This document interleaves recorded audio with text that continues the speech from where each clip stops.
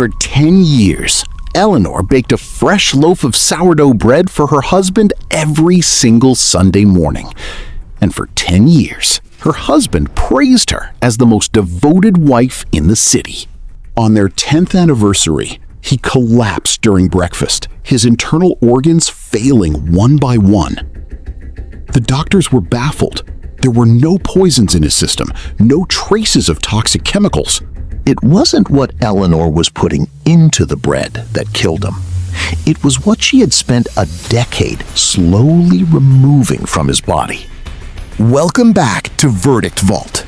Today, we look at the case of the perfect crime, a murder that took 3,600 days to execute, and the one tiny scientific oversight that brought it down. Arthur Vance was a wealthy property developer known for his fiery temper and control over his family. Eleanor was his quiet, soft-spoken wife who rarely left their estate. When Arthur died, his brothers suspected foul play and demanded a private forensic investigation. They believed Eleanor had found a way to poison his weekly meals. Toxicologists checked everything. Arsenic, cyanide, thallium, nothing. Arthur's tissue samples were completely clear of any foreign toxins. Legally, it was a death by natural degenerative disease. But a forensic botanist working the case decided to look at the estate's pantry. He found thousands of jars of specialized flour varieties from all over the world. One specific batch of flour was different. It didn't contain poison. Instead, it was completely devoid of an essential trace mineral, copper. Eleanor had spent years researching a rare, highly specific condition called Menkes syndrome, a disorder where the body cannot absorb copper, leading to neurological death. Arthur didn't have the genetic condition, but Eleanor realized she could replicate its effects.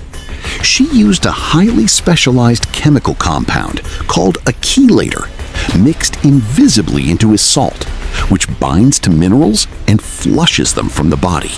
Every Sunday, the bread tasted perfect, but with every bite, Arthur's internal copper levels dropped by a fraction of a percent, a slow, systematic erasure of his nervous system.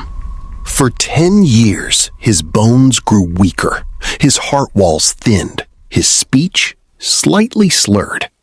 Doctors treated him for early onset aging, never realizing his own kitchen was a slow-motion gallows. Eleanor's plan was flawless because chelation therapy chemicals break down entirely within hours of consumption. No trace remained in the blood.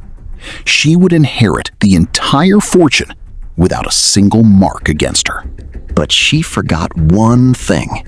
Hair grows at a fixed rate of ½ an inch per month, and hair locks in a permanent chronological record of every mineral level in the body. Investigators took a long sample of Arthur's hair. When they ran it through a mass spectrometer, the graph didn't show a straight line.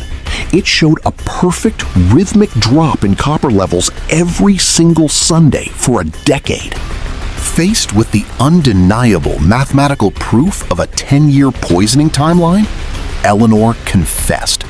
She told the court she simply wanted him to stop yelling, and that time was the only weapon she had. Eleanor was sentenced to life imprisonment. Her devotion wasn't a romance, it was an execution method with a 10-year fuse. The vault is closed for today. True patience can be beautiful, or it can be deadly.